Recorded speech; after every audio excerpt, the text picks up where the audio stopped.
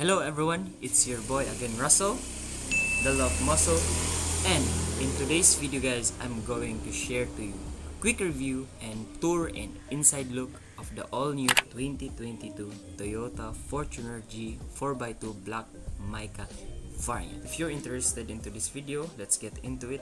Nang walang paligoy-ligoy, nang walang etchos. But before that, I'm going to show you a quick montage of the Fortuner. So here it goes.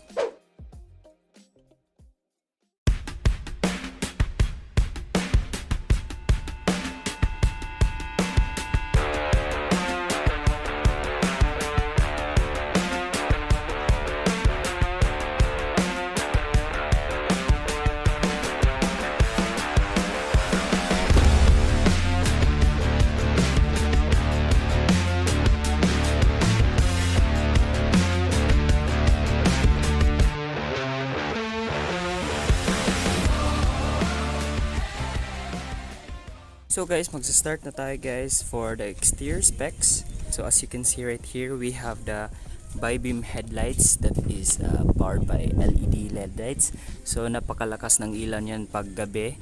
And also sa napansin nyo guys, we have the upgraded and new version of the bumper, which is mas naging slick yung design niya, as you can see right here.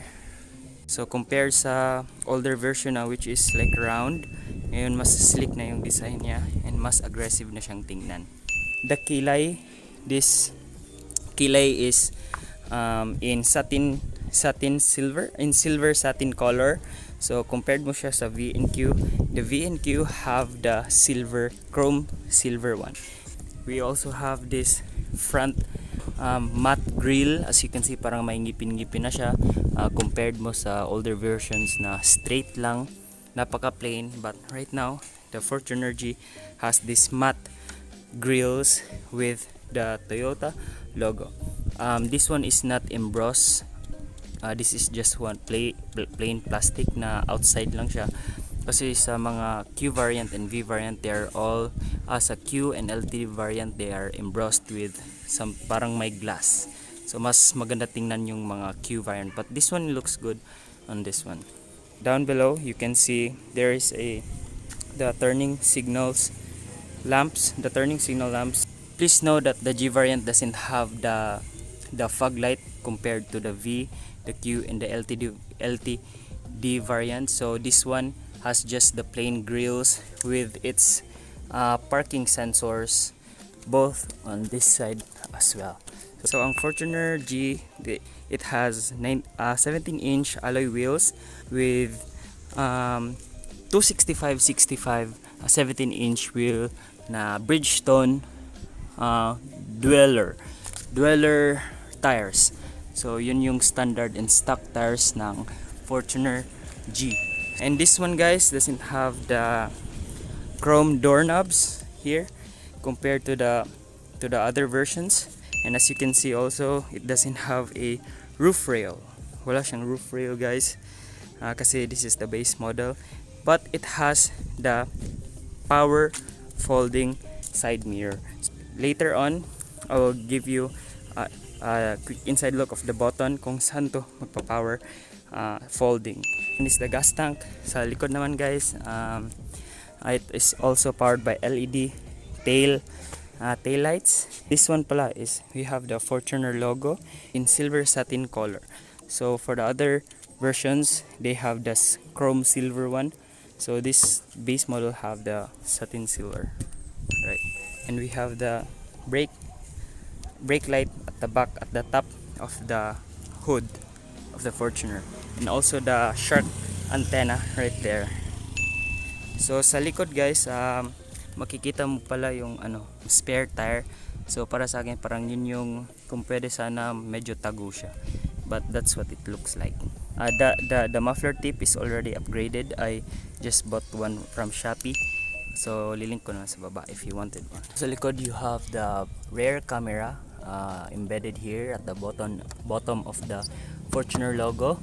And please note guys that the Fortuner G, the base model, has a manual tailgate. So dito yung ipi-press mo to open the tailgate right there. So ganyan yung likod ng ating Fortuner G. I also bought from Shopee. This is the rain visor. So ililink ko rin sa baba for your preference para kayo na bumili at maglagay. Very easy to install, guys. Also, I forgot to tell you that this doesn't have a 360 camera compared to the other versions, the Q and the LTD.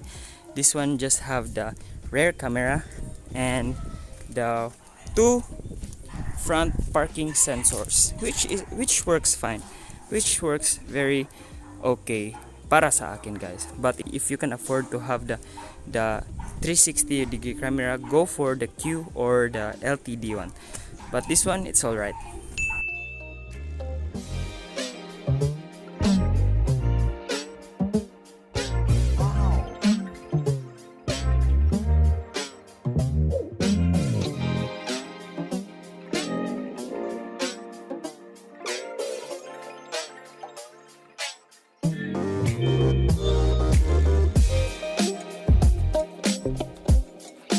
Right now, I'm going to show you the inside look of the engine. So ganito yung itsura ng engine ng Fortuner G, right? There, the battery, the wiper, the engine, and ito, do you call this? Kalimutan ko ang tawag dyan. The power steering fluid, this one, and the air filter box. So this new Toyota Fortuner G is powered by 2.4 liter diesel engine, 4-cylinder inline 16 valve with dual overhead camshaft engine. It also has a variable nozzle turbo with air-cooled intercooler. The engine displacement of this one is 2,393 cc, or let's say 2,400 cc. That brings 148 horsepower at 400 Newton meters of torque. And also the fuel capacity pala ng Fortuner, guys, is 80 liters. So it costs around 5,000 to 6,000 to make a full tank. If the diesel price is 75 pesos per liter, then it's around 5,000 to 6,000. So masasabi nyo talaga, guys, na the new Fortuner G is more powerful and more fuel efficient because of the upgraded technology and everything, the innovation and all. So that's the engine, guys. Okay.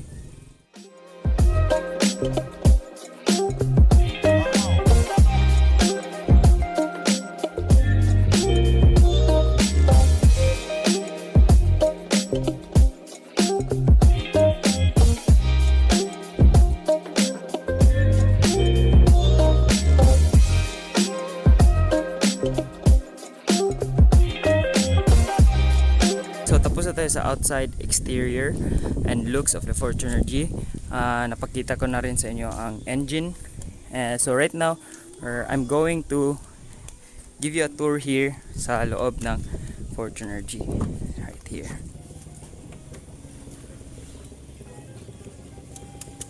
So ngayon, dito na tayo sa loob ng Fortuner G. So this is what it looks like inside. So right here, you have the window buttons right here, and this one pala is for the side mirror power folding. So I'm gonna press it and take a look. So it has that power folding side mirror. Please note that manual mo siyang gawin, hindi same sa other versions na pag nilalak mo yung door mo, automatic siyang mag-fold, but this one, it is manual. So it has a digital panel. Wait, on natin. Okay, so tip lang, guys, sa pag on pala ng Fortuner G, kailangan mo siyang idiin. So yung clutch, you need to step it very far to turn it on. Okay, and wait for the panel to load. Alright. Whew, napakainit, guys. We have a digital panel right here, ang gauge meter. So naka-digital na siya. Pwede nyo rin i-change yung mga, ano ba yan tawag dyan, sa dashboard, mga options dyan That one for the wheels. This one is the digital meter of the kilometers per hour. And if you go on top, that one, I don't know that one. The range, after reset, you can change that, the eco mode indicator and the eco saving and all that. But this one, I refer this one. So when it's running, guys, you have a digital meter here, and also it detects the temperature outside. Also, guys, we have a 7-inch touch information panel right here. Bluetooth, radio, and this is also powered by Apple CarPlay and Android. I forgot, but you can do all of that. So this one is just very standard, hindi siya electronic. It's just a manual thing you need to do, and this one is for the charging port, but you have to provide your own. So that's pretty much it. Okay, the inside look. Right here, the eco mode and the power mode. We have the tracking control button. Parking. Ano ba tawag dito?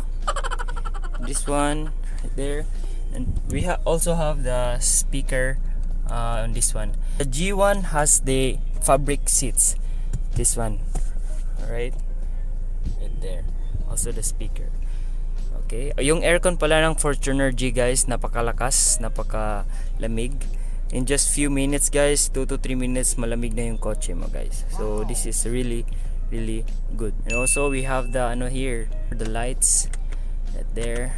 You just have this hindi siya LED, this is just a bulb type na light, and the sunglasses holder. You also have a speaker on this side pala. So this is the step board of the Fortuner G.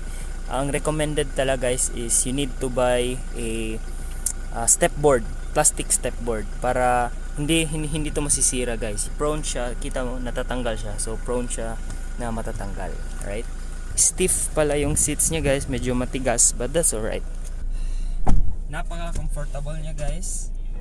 Right? You can also adjust the seats. Pwede nyo siyang ganun. As you can see, guys, pwede nyo ma-adjust yung seats. Pwede nyo siyang i-lean. So pag long travel, walang problema. Pwede kayo makakatulog. Pwede nyo galawin. Ayan. You can move it backward.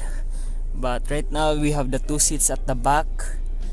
Right? We have the cup holder right here. Just pull this one and press. Ta-da! Nice. Alright. So dito na tayo sa likod, guys. So this one is the rear seat. Kasya dito 2 or 3, but the seat capacity for the Fortuner G is 7 people, 7 seat capacity. So papakita ko sa inyo ngayon kung paano tatanggalin ang rear seats. All you have to do is just pull this one para magfo-fold yan, and then you have to pull this thing right here para magtatanggal siya, and then you need to lift it up and then just put it here, right there. Just put it right there. Yan yung saan mo siya i-clip, right? The same at the other side, dito lang sa side, right? Yes.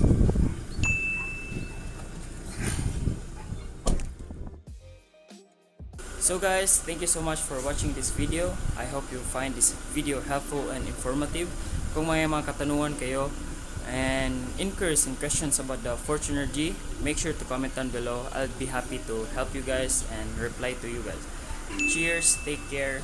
This is your boy Russell the Love Muscle signing off. Peace.